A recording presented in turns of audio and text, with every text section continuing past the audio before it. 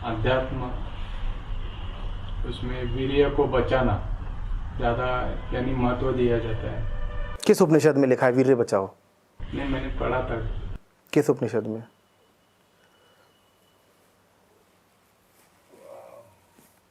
ये तो ऐसा लग रहा है जैसे कि पुराना नारा हो, वीर्य बचाओ वीर्य बढ़ाओ।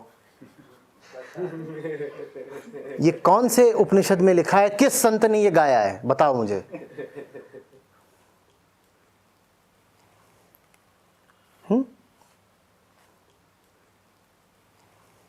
राग दरबारी जो उपन्यास है उसमें जरूर एक वैद्य जी थे जो सब अशिक्षित अनपढ़ गांव वालों को बोला करते थे कि वीर्य बचाना बहुत जरूरी है, क्योंकि वीर्य की एक बूंद 1 किलो खून से बनती है, और 1 किलो खून 10 किलो दाल, 10 किलो चावल और न जाने कितनी और 10 किलो से बनता है। तो कहते थे देख लो, बूंद एक वीर्य की और उसके लिए इतना अनाज लगता है, तो वीर्य की बूंद बचाओ। भारत कृषि प्रधान देश है, अन्न का सम्मान करना सीखो। किसी उपनिषद में तो नहीं लिखा। हां, भारत की दुर्दशा पर राग दरबारी में जो व्यंग किया गया है उसमें जरूर ये वर्णित है। और जहां कहीं भी वीर को लेकर के इतनी गंभीरता से बातें की जाएंगी, उसको तुम हास्य का ही एक प्रकरण मानना। वो बात हास्यास्पद ही है, उस पर अधिक से अधिक हंसा ही जा सकता है, लतीफा है। अरे सत्य के साधक को तुम वीर के किस्से सुना रहे हो, ये क्या पागलपन है? जैसे परमात्मा से इश्क है, उससे तुम कह रहे हो वीर बचाओ। अजीब। जैसे कोई अपनी फ्लाइट पकड़ने भाग रहा हो और उससे तुम कह रहे हो वीर्य बचाना, वीर्य। वो कह रहा है वीर्य हम खर्च कहां कर रहे हैं कि बचाएंगे? हमारे पास जिंदगी में एक सार्थक उद्देश्य है, हमसे तुम वीर्य की चर्चा कर ही क्यों रहे हो?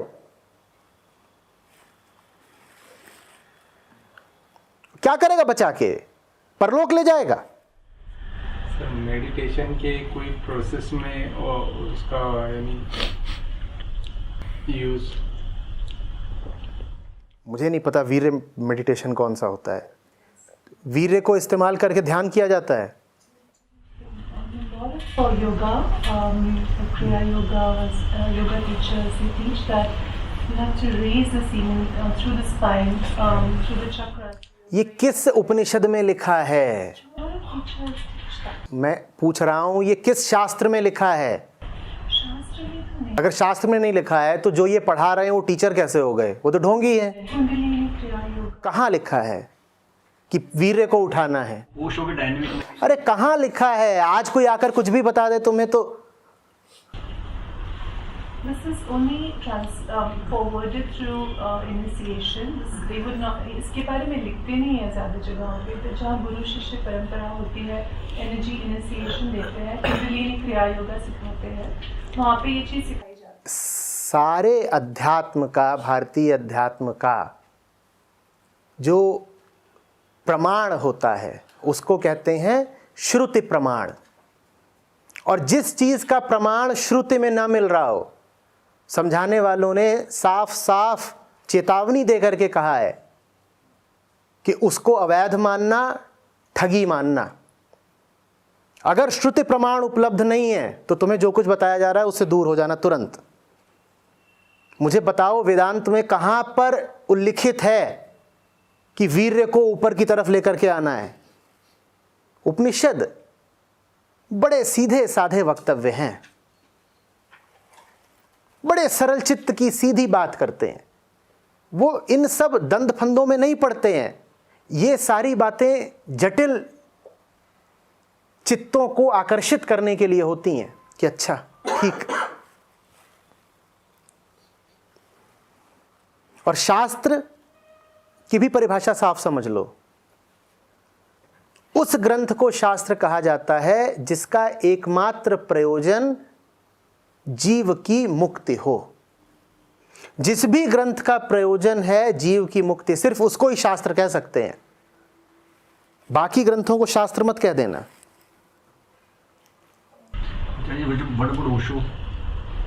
जिस हद तक मुक्ति के लिए वो बात करते हो उस हद तक सुनना, और जहां पर तुम्हें दिखाई दे कि विषय वस्तु मुक्ति से हटकर कुछ और हुई जा रही है, तुरंत उठ खड़े हो जाना। गुरु के पास तुम चमत्कारों के किस्से सुनने और मन बहलाव के लिए नहीं जाते हो। गुरु के पास जाने का तुम्हारा एक ही प्रयोजन होता है, मुक्ति और मात्र मुक्ति।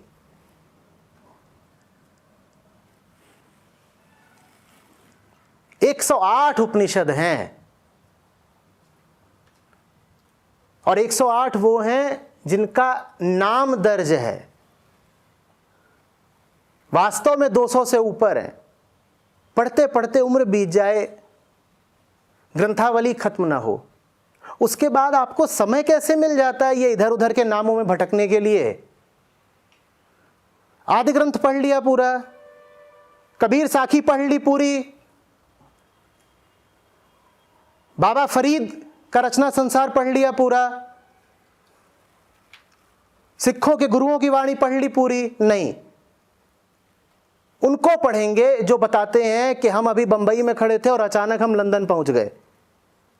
कबीर साहब ने तो कभी ऐसे चमत्कार का दावा नहीं किया, न सूफियों ने किया, न सिखों ने किया,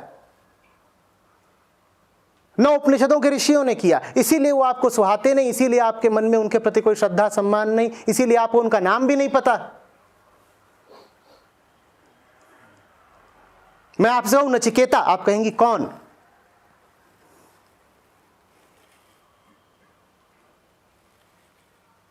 हाँ, बाजारू नाम जितने हैं वो सब हमें पता है। तो फिर हमारी जिंदगी भी वैसी ही हो जाती है, बाजार जैसी।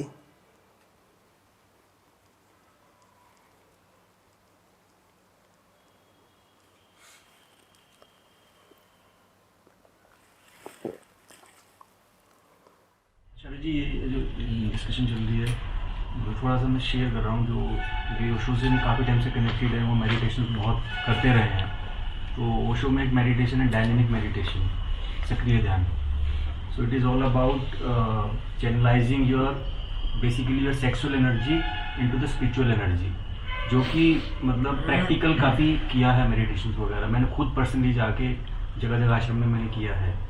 तो ओशो की जब ओशो की जो बोलते हैं उसको पढ़ेंगे या उसको प्रैक्टिकल करेंगे, क्योंकि मेरी स्पिरिचुअलिटी में मुझे ये फील होता है कि प्रैक्टिकल भी बहुत ज़रूरी है। जब तक वो प्रैक्टिकल आप उस चीज़ को करके नहीं देखते हैं, जो ओशो बोल रहे हैं उससे एग्री या डिसएग्री करना मुझे नहीं लगता कि सूटेबल है।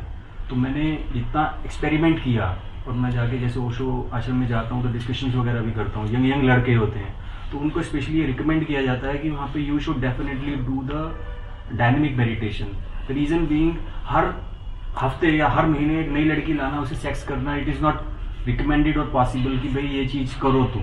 उसको ये बोला जाता है, उनको ये बोला जाता है कि you channelise your energy into the meditative energy. और वहाँ पर मैंने लिटरली देखा है, मतलब खुद को भी देखता हूँ कई बार, और मैंने बंदों को देखा है कि हो सकता है कि उसमें से काफ़ी बंदे सेक्सुअली बड़े चार्ज हैं, लेकिन उनमें से एक्सपीरियंस करते हैं, मतलब वहाँ पर उस मेडिटेटिव स्टेट में you see them they really. तुम्हें लाभ हो रहा है उससे, तो करे जाओ। सवाल क्या है? ये सवाल यही है जो वो भी डिस्कस कर रही हैं कि it is about channelising the sexual energy, क्योंकि अभी आपसे discussion into what? Into the spiritual energy, as simple as that. बाबा, स्पिरिचुअल चाह तुम्हारी है, सेक्सुअल एनर्जी बॉडी की है, राइट। तो कांट इट बी, तो तुम चैनलाइज इनटू दैट एक ही एनर्जी है? नहीं, एक ही एनर्जी नहीं है, it is a different one. बिल्कुल अलग है, बहुत अलग है। पशुओं में भी काम वासना होती है, क्या उन्हें राम की तलाश है? बोलो। जिस हद तक तुम पशु हो, तुम में भी काम वासना है, उसका राम से क्या संबंध है? और फिर बताना जरा, जो काम वासना की उम्र के पार निकल गए हो, जिनमें कामुकता की ऊर्जा शेष न हो, क्या राम के प्रति भी उनकी ऊर्जा में कमी आ जाएगी? ये सब नई नई बातें हैं नए जमाने की, क्योंकि इस समय पर कामोत्तेजना के साधन बहुत मिले हुए हैं। आदमी का मन इतना कामुक हो गया है कि उसे अध्यात्म में भी काम वासना जरूर चाहिए।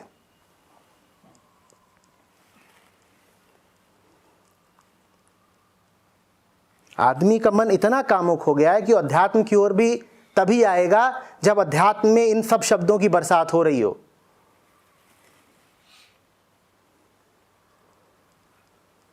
वीर्य, संभोग, किन संतों ने वीर्य और संभोग के गीत गाए बताओ? मीरा कृष्ण को पूजती हैं। मीरा के किसी गीत में तुम्हें कामुकता लेश मात्र भी दिखाई देती है?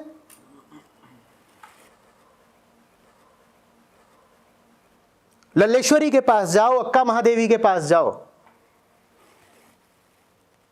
वो भी उस परम पुरुष के ही प्रेम में हैं। उनके वक्तव्य में तुम्हें कहीं कामुकता दिखाई देती है? पर बाजारू अध्यात्म में ये आवश्यक हो जाता है कि बार बार नाम लिया जाए, आओ आओ वीर्य का उपयोग करके तुमको मुक्ति दिलाएंगे। तुम्हें लगता है बहुत बढ़िया, चलो। वीर्य को लेकर के तो हम वैसे भी बड़े विचार मग्न थे ही, अब विचारों की वही श्रृंखला आगे बढ़ पाएगी। ऐसा तो नहीं है कि कबीरों के जमाने में लोगों के वीर्य नहीं होता था, आज तुम्हारे जितने उससे ज्यादा होता था तब।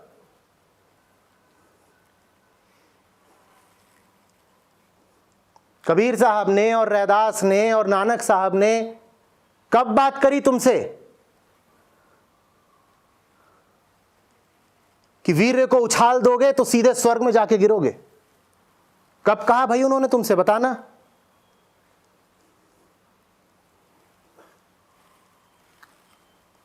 आचार्य जी किसी मुझे याद नहीं कहाँ पढ़ा था, बट कोई जो कॉन्वर्सेशन पढ़ी थी, चाहे वो शायद ग्रंथ से थी या कहाँ मुझे याद नहीं, तो उसमें पूछते हैं कि क्या सत्य तक कर्म ले जाएंगे? नहीं, बट फैसिलिटेट करेगा अच्छा कर्म। क्या योग ले जाएगा? नहीं, बट फैसिलिटेट करेगा। इस तरीके का मैंने एक कॉन्वर्सेशन पढ़ी, मुझे याद नहीं है शायद जनक। तो उस अगर कॉन्टेक्स्ट में बात की जाए तो ये बात तो क्लियर है कि नहीं ले जाएगा। पहले तुम अच्छे से याद तो करो कि कहाँ पे क्या पढ़ा है। कल हमने बात करी थी कि क्या अच्छे कर्म कर करके मुक्ति पाई जा सकती है? तो उत्तर क्या आया था? जो मुक्ति की ओर ले जाए वो कर्म अच्छा है। तुम्हारे मन में पहले मुक्ति की अभीप्सा तो होनी चाहिए। केंद्र पर मुक्ति तो बैठी हो, मन के केंद्र पर तो वीर्य बैठा हुआ है। तो तुम और क्या करोगे? वीर्य के समुद्र में जाकर गोते मारो, और क्या करोगे? जब मन के केंद्र पर वीर्य बैठा है तो फिर तुम्हें मुक्ति भी वीर्य वाली ही चाहिए। मन का सम्राट किसको बना रहे हो ये तो देखो, नियत क्या है ये तो देखो।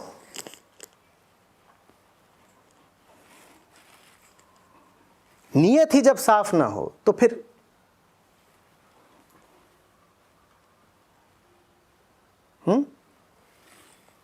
नियत साफ हो तो फिर तुम रास्ते के पत्थरों का भी इस्तेमाल कर लेते हो पुल बनाने के लिए। नियत ही अगर ये हो कि पत्थरों से बड़ी आसक्ति है तो फिर तुम पुल को भी तोड़ोगे ताकि पत्थर उपलब्ध हो जाएं।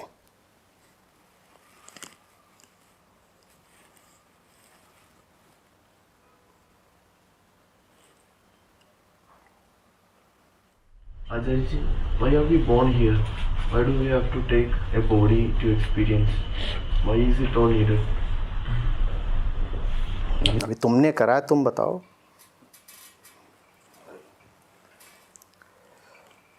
तुम्हें नहीं पता ना कि तुम क्यों हो इस पृथ्वी पर। हाँ, तो इसी से पता चल जाता है कि तुम्हारा जन्म कैसे हुआ और क्यों हुआ। कैसे हुआ? बेहोशी में हुआ। प्रमाण यह है कि तुम्हें पता ही नहीं कि जन्म क्यों हुआ।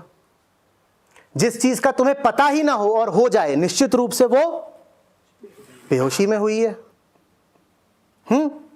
जैसे तुम रात भर शराब पीने के बाद सुबह उठो और सर में दर्द हो और आंखें जल रही हो,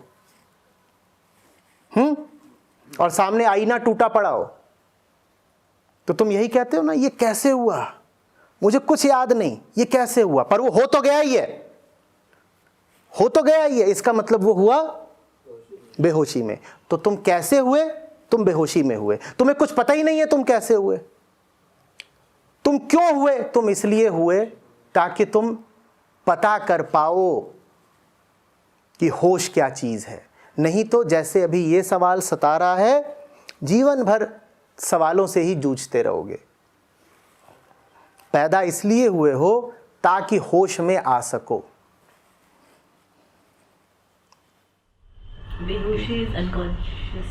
जब तुम्हें कुछ पता ही ना हो और तुम्हारे साथ बहुत कुछ हो रहा हो, वही बेहोशी है।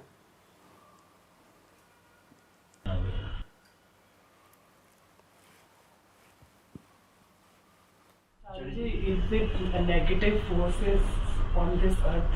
It's a reality or it's just a myth? Oh, it is a definite fact. पृथ्वी पर क्या नकारात्मक शक्तियां हैं? हाँ, बिल्कुल है। हमारा होना ही प्रमाण है कि पृथ्वी पर नकारात्मक शक्ति, आईना प्रमाण है। It hit to the human as well. That नकारात्मक शक्तियाँ। मैंने क्या बोला पहले समझिए। सर वो समझ गई। क्या समझ गई? It hit to the person as well. क्या समझ गई? कौन है वो नकारात्मक शक्ति? सर we are नकारात्मक शक्ति। बस तो हो गया। अब आप ही जब वो हैं तो और कौन आएगा आपको बाहर से हिट करने? आप खुद को ही हिट कर रही हैं। समझ गई। Thank you. हमें किसी बाहरी दुश्मन की जरूरत नहीं होती। So it's an internal जिसको हम इंटरनल बोल देते हैं भ्रमवश, वही तो हमें मारे डाल रहा है, क्योंकि वो इंटरनल है ही नहीं।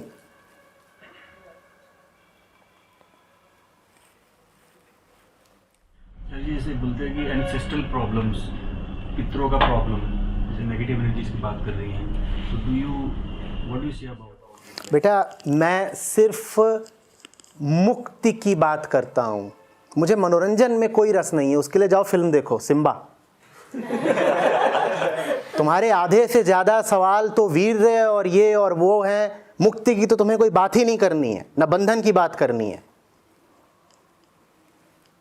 अध्यात्म की सिर्फ एक विषय वस्तु होती है, क्या?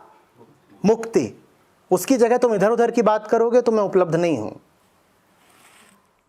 मतलब हम यहाँ पे बैठे और मतलब क्वेश्चन जो है मुक्ति की बजाय एंटरटेनमेंट टाइप के हैं, तो मतलब ये मतलब दिमाग का जो मतलब मुक्ति की तरफ डर है वो दिखाता है।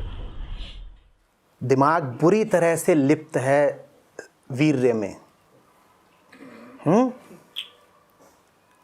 तो इसीलिए सीधे साधे सवाल आ ही नहीं पा रहे। मुक्ति की जगह बात हो रही है सेक्स की, और मैं कहूं ऋभु और दत्तात्रेय, तो उसकी जगह बात हो रही है बाबा जी की। कारागार में एक कैदी है, उसके गले में जंजीरें, उसके हाथ में जंजीरें, उसके पांव में जंजीरें, और वो कामनाग्रस्त घूम रहा है। ऐसे को तुम क्या कहोगे? ये मुक्ति का अधिकारी भी है? इसे मुक्ति मिलनी चाहिए क्या? इसके तो तन मन में, इसके रोए रोए में, इसके प्रत्येक विचार में मात्र मुक्ति की कामना होनी चाहिए थी। वो कैदी हम हैं। हम शिख से लेकर नख तक जंजीरों से ही जकड़े हुए हैं। हमें समय कैसे मिल जा रहा है कामना में गोते खाने का? बताओ मुझे, बताओ। वो तभी मिल पाएगा जब तुमने बेड़ियों से समझौता कर लिया हो। मैं तुम्हें कोई ध्यान नहीं सिखा रहा, मैं कह रहा हूं विद्रोह तो करो पहले बेड़ियों से, यही ध्यान है। घर के कोने में बैठ जाना आसन मार के, वो ध्यान नहीं होता, नकली है सब। तुम में सर्वप्रथम तुम्हारी वर्तमान हालत के प्रति आक्रोश होना चाहिए, उबाल होना चाहिए, यही ध्यान है। आजादी ध्येय हो तब जीवन ही ध्यान है। तुम्हारा ध्येय भी है आजादी, तुम्हारा ध्येय तो यही है कि ये विधि जान लें, फलाने तरह का आध्यात्मिक मनोरंजन कर लें, जिसमें वो तड़प ही नहीं, क्रोध ही नहीं, ऊष्मा ही नहीं, उसको आजादी कैसे मिलेगी भाई? ठंडे लोगों के लिए नहीं है आजादी।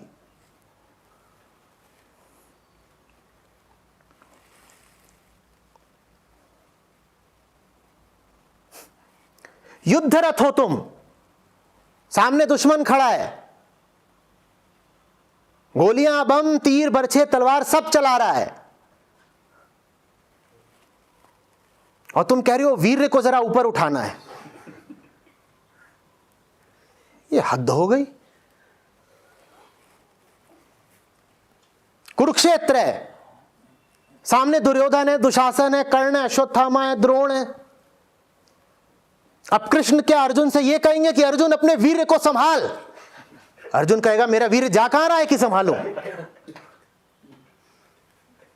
अरे धर्म क्षेत्र कुरुक्षेत्र है, इसमें वीर्य कहां से आ गया? पर तुम्हें यह पता ही नहीं कि तुम कुरुक्षेत्र में खड़े हो। तुम्हें दुश्मन दुश्मन दिखाई ही नहीं देता। तुम्हें किस्से कहानियां चाहिए, तुम्हें चमत्कार चाहिए, तुम्हें मनोरंजन चाहिए।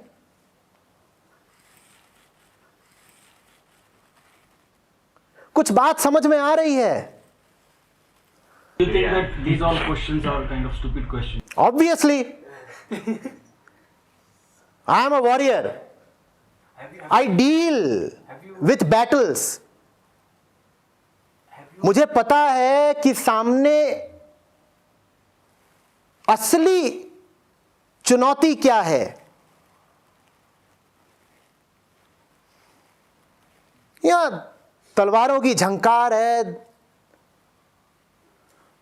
गोले फट रहे हैं, आग है, खून बह रहा है, वीर्य नहीं बह रहा है।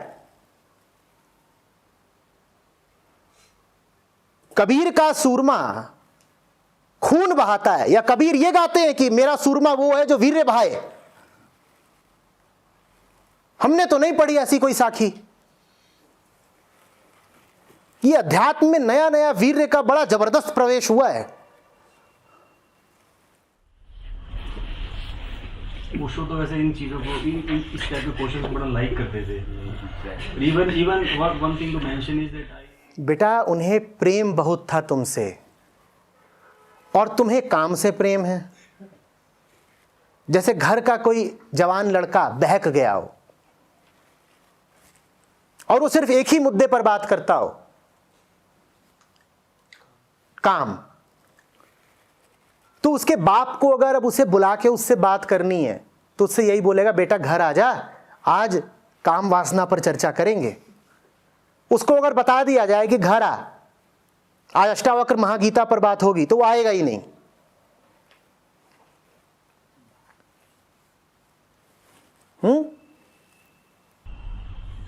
आचार्य जी, मेरा यहाँ होने का दो कारण हो सकते हैं। या तो मैं जीवन से भाग के आया हूँ, या जीवन में असारता देखी है। तो मुझे क्या लग रहा है कि जीवन में असारता देखी है, या जो आपने कहा ना बॉन्डेज को देखा ढंग से, तो मेरा point of departure for spirituality सही है। लेकिन अगर मुझे अंदर से लग रहा है कि मैं तो जीवन से नहीं, अगर तुम भाग के भी आए हो तो भी सही है, बस आधा अधूरा मत भागना। भागना या पलायन करना या एस्केप करना बिल्कुल कोई बुरी बात नहीं होती। बस जब पलायन करो तो पलायन पूर्ण होना चाहिए। पलायन ऐसा नहीं होना चाहिए कि 2 दिन को पलायन करा है, वीकेंड गेट अवे है, वो नहीं होना चाहिए। पलायन करो तो फिर पूरा ही करो ना।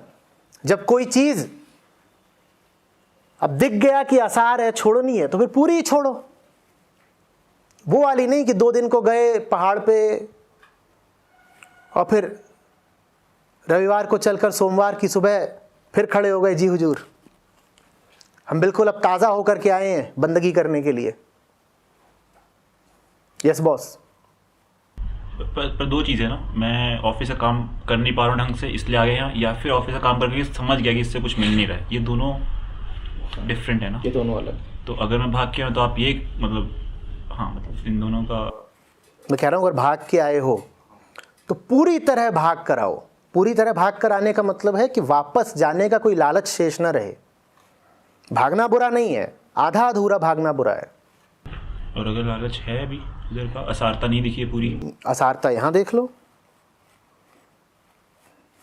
आधी असारता देख कर आए हो, बाकी आधी मैं दिखा दूंगा, साथ साथ काम करेंगे।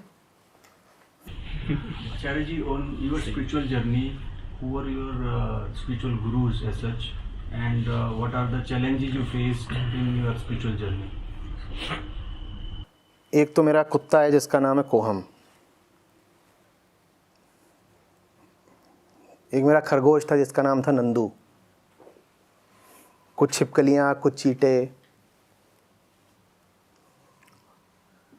और मेरे इतने सारे श्रोता मित्र, सब गुरु ही हैं। अभी नवीनतम गुरु तुम हो। As a human, as a guru, आपने तुम ह्यूमन नहीं हो। नहीं, मैं तो गुरु नहीं, मैं तो अरे अब मैं कह रहा हूँ तुम गुरु हो, तुम मान क्यों नहीं रहे? बहुत विनम्र गुरु हैं, मानते ही नहीं कि गुरु हैं। तुम्हें बात मजाक की लग रही है क्या? तुम्हें पता ही नहीं है मैंने अपने खरगोशों से कितना सीखा है। मतलब लाइफ गुरु अरे वो जिंदा ही थे। ह्यूमन की बात कर, ह्यूमन तुम हो। या मतलब अकॉर्डिंग टू यू, जिसे सीखना होता है वो तो हर दिशा से सीखेगा। मैं प्यासा हूं, ये पानी पिलाएंगे तो मैं उस पानी की जात देखूंगा क्या? मैं इनसे क्यों ना सीखूं? कि नहीं सीखूं? तो आपत्ति क्या है फिर? और अगर मैं ऐसा हूं कि मैं इनसे नहीं सीख सकता तो यकीन मानो कि फिर मैं कृष्ण से और कबीर से भी नहीं सीख पाऊंगा, क्योंकि सीखने वाला तो सीखने को प्रस्तुत है। रोशनी चाहे जहां से आती हो, खिड़की से आए तो खिड़की से, रोशनदान से आए तो रोशनदान से, दरवाजे से आए तो दरवाजे से, और एक छोटी सी झिर्री से आए तो वहां से भी तो चलेगी कि नहीं चलेगी?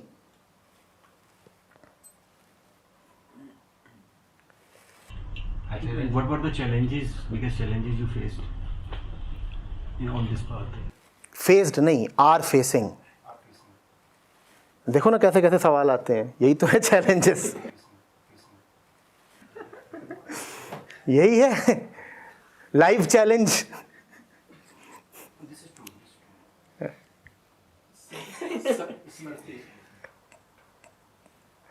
अरे बेटा,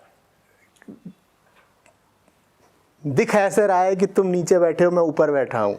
हकीकत यह है कि मैं हर समय अपने श्रोताओं के पांव ही दबा रहा होता हूं।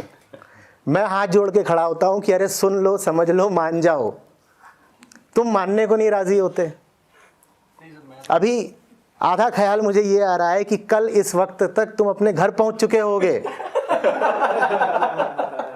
मेरे पास बहुत कम समय शेष है। मैं उदाहरण दे रहा था ना कि अगर 8 बजे की फ्लाइट हो और 6 बजे तुमने सामान भी ना बांधा हो, तुम्हारी क्या हालत होगी? क्या हालत होती है?